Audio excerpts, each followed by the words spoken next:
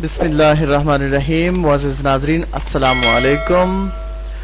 आज का जो हमारा टॉपिक है वो है THE वर्ड, जो एक है THE, जिसको हम अक्सर लोगों ने देखा होगा पढ़ते हैं दी, और अक्सर लोग उसको पढ़ रहे होते हैं दा, लेकिन हमें इस चीज़ के बारे में कुछ इल्म नहीं कि इसको दी पढ़ना है या दा पढ़ना है।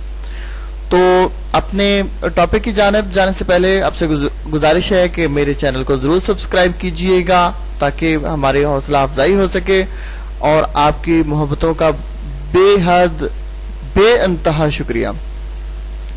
तो जिस तरह ये लफ्ज़ जो वर्ड है ये THE है, इसको आप दा भी पढ़ते हैं, दी भी पढ़ते हैं, लेकिन इसका जो रूल है वो मैं आपको बता देता हूं कि अगर डी जो वर्ड है THE, इससे नेक्स्ट वर्ड जो है अगर वावल है तो फिर आपने इसको पढ़ना है दी। अगर डी से अगला वर्ड और उसका जो पहला लेटर है वो वावल है तो फिर आपने पढ़ना है, क्या पढ़ना है, दी। और अगर वावल नहीं है, कॉन्सोनेंट है, मतलब AEIOU इनके अलावा वर्ड है, तो इस सूरत के अंदर आपने इसको पढ़ना है दा। अक्सर देखा होगा जो न्यूज़ इंग्लिश के अंदर पढ़ते हैं, उसको रीड करते हैं और आप वो सुन रहे होते हैं, तो जब उनकी न्यूज़ जो होती है या उनका बुलेटिन जो होता है वो ख़त्म होता है, तो उस वक्त उनके जो वर्ड्स होते हैं वो कुछ इस तरह से होते हैं कि the end of the news. The end मतलब ये है कि एंड जो ई है ये हमारा वावल है और इसलिए हमने इसको दी पढ़ा।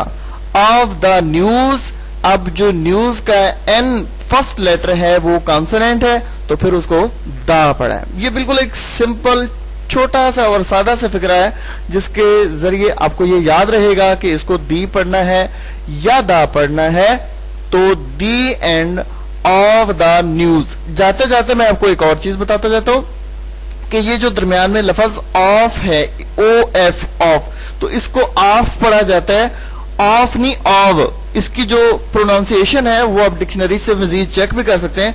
इसकी जो प्रोनाउंसिएशन है वो है ऑव, OV, ऑफ पढ़ा जाता है। जिस जगह भी इसको लिखा हुआ है, जब आपने इसको प्रोनाउंस करना है, जब आपने इसको पढ़ना है, रीड करना है, तो उस वक्त आप इसको ऑफ नहीं पढ़ेंगे, फे की आवाज नहीं देंगे, बल्कि आपने आवाज देनी है वाओ की, ऑव, OF, ऑव।